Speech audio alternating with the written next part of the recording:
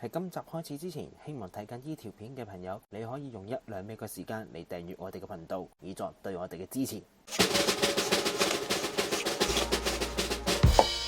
開頭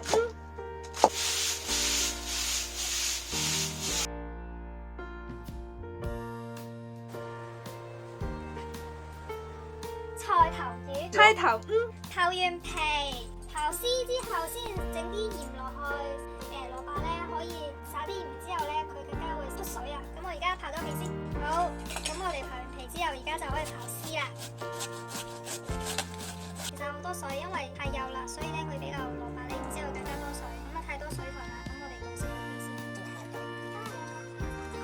將啲蘿蔔嘅水分咧更加掃出嚟，同埋令到啲蘿蔔有翻啲鹹味咯。呢一匙羹夠啦，調下味咯，將啲蘿蔔。就唔會淡牛牛咯，咁我哋就可以擺喺度俾佢嗦一陣啦。咁我哋就可以準備啲材料啦。而家我哋擺埋啲鹽先。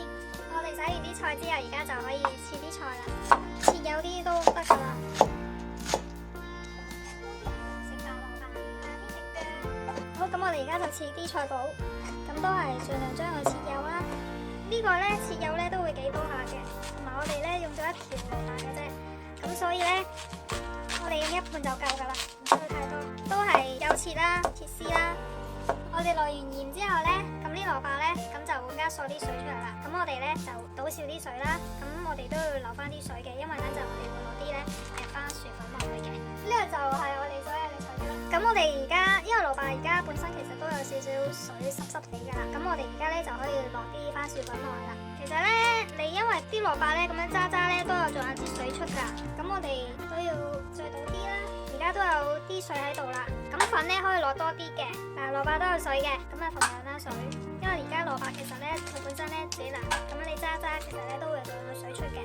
好，咁我哋番薯粉咧其實都可以落多啲嘅，可以等佢咧有翻啲黏性。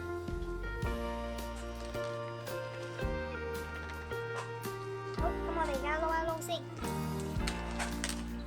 好，咁我哋倒啲油啦。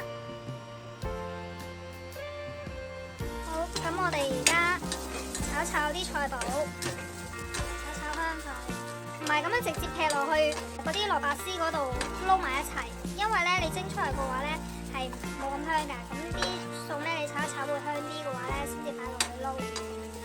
好，咁我哋倒啲油啦。咁我哋而家係炒菜先。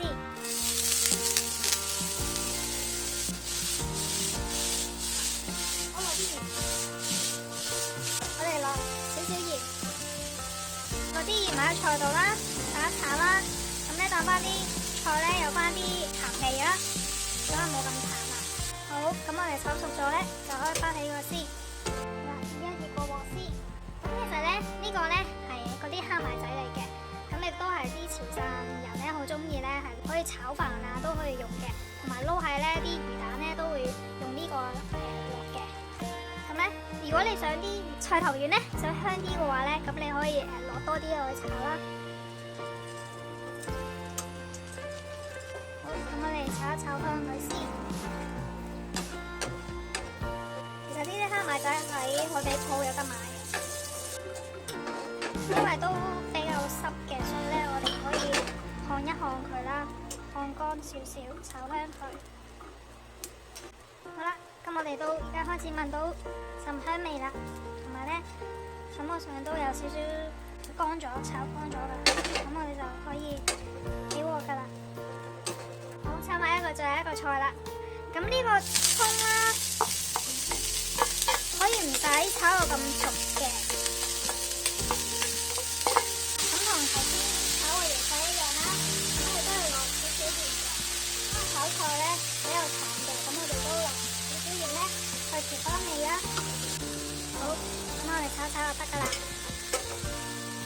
咁我哋炒完頭先嗰啲材料啦，咁就攤凍少少啦。咁我哋而家咧就可以撈埋啲蘿蔔一齊啦。咁啲蘿蔔咧，我哋頭先有撈過啲薯片嘅。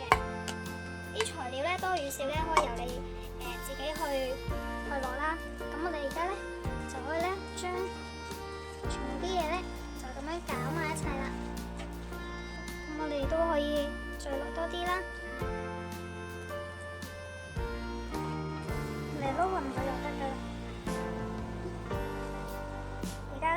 勻晒啦，咁我哋而家就可以搓成一粒波波。好，咁我哋而家就可以搓成一個波波。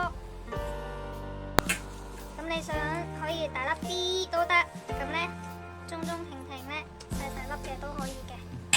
好，咁我哋就擺落去蒸爐度啦。